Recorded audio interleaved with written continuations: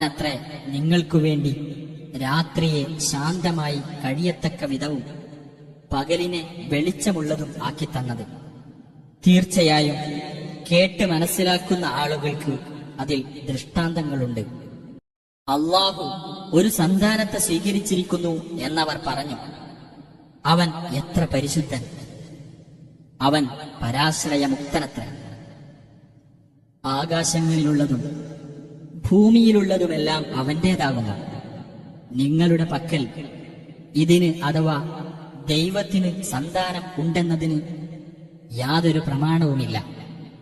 അള്ളാഹുവിന്റെ പേരിൽ നിങ്ങൾക്കറിവില്ലാത്തത് നിങ്ങൾ പറഞ്ഞുണ്ടാക്കുകയാണോ? പറയുക, അള്ളാഹുവിന്റെ പേരിൽ കള്ളം കെട്ടിച്ചമയ്ക്കുന്നവർ വിജയിക്കുകയില്ല തീർച്ച. അവർക്കുള്ളത് ഇഹലോകത്തെ സുഖാനുഭവമത്ര, പിന്നെ നമ്മുടെ അടുക്കലേക്കാണ് അവരുടെ മടക്കം. എന്നിട്ട് അവർ അവിശ്വസിച്ചിരുന്നതിന്റെ ഫലമായി കഠിനമായ ശിക്ഷ നാം അവർക്ക് ആസ്വദിപ്പിക്കുന്നതാണ്. നബിയെ, നീ അവർക്ക് നോഹിനെ പറ്റിയുള്ള വിവരം ഓതി കേൾപ്പിക്കുക. അദ്ദേഹം തന്റെ ജനതയോട് പറഞ്ഞ സന്ദർഭം: എന്റെ ജനങ്ങളെ, എന്റെ സാന്നിധ്യവും അല്ലാഹുവിന്റെ ദൃഷ്ടാന്തങ്ങളെപ്പറ്റിയുള്ള എന്റെ ഉത്ബോധനവും നിങ്ങൾക്ക് ഒരു വലിയ ഭാരമായി തീർന്നിട്ടുണ്ടെങ്കിൽ അല്ലാഹുവിന്റെ മേൽ ഞാനിതാ ഭരമേൽപ്പിച്ചിരിക്കുന്നു. എന്നാൽ നിങ്ങളുടെ കാര്യം നിങ്ങളും നിങ്ങൾ പങ്കാളികളാക്കിയവരും കൂടി തീരുമാനിച്ചുറപ്പിച്ചുകൊള്ളും.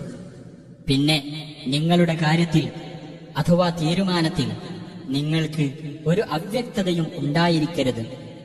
എന്നിട്ട് എന്റെ നേരെ നിങ്ങൾ ആ തീരുമാനം നടപ്പിൽ വരുത്തൂ. എനിക്ക് നിങ്ങൾ ഇടതരികയേ വേണ്ട.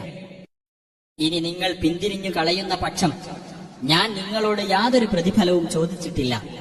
എനിക്ക് പ്രതിഫലം തരേണ്ടത് അല്ലാഹു മാത്രമാകുന്നു. അല്ലാഹുവിന് കീഴ്പ്പെടുന്നവരുടെ കൂട്ടത്തിൽ ആയിരിക്കുവാനാണ് ഞാൻ കൽപ്പിക്കപ്പെട്ടിട്ടുള്ളത്. എന്നിട്ട് അവർ അദ്ദേഹത്തെ നിഷേധിച്ചു തള്ളിക്കളഞ്ഞു. അപ്പോൾ അദ്ദേഹത്തെയും അദ്ദേഹത്തോടൊപ്പമുള്ളവരെയും നാം കപ്പലിൽ രക്ഷപ്പെടുത്തുകയും അവരെ നാം ഭൂമിയിൽ പിൻഗാമികളാക്കുകയും ചെയ്തു.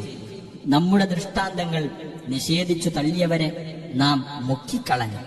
അപ്പോൾ നോക്കൂ, താക്കീത് നൽകപ്പെട്ട ആ വിഭാഗത്തിന്റെ പര്യവസാനം എങ്ങനെയായിരുന്നുവെന്ന്. പിന്നെ അദ്ദേഹത്തിനു ശേഷം പല ദൂതന്മാരെയും അവരുടെ ജനതയിലേക്ക് നാം നിയോഗിച്ചു. അങ്ങനെ അവരുടെ അടുത്ത് തെളിവുകളും കൊണ്ട് അവർ ചെന്നു. എന്നാൽ മുമ്പ് ഏതൊന്ന് അവർ നിഷേധിച്ചു തള്ളിയോ അതിൽ അവർ വിശ്വസിക്കുവാൻ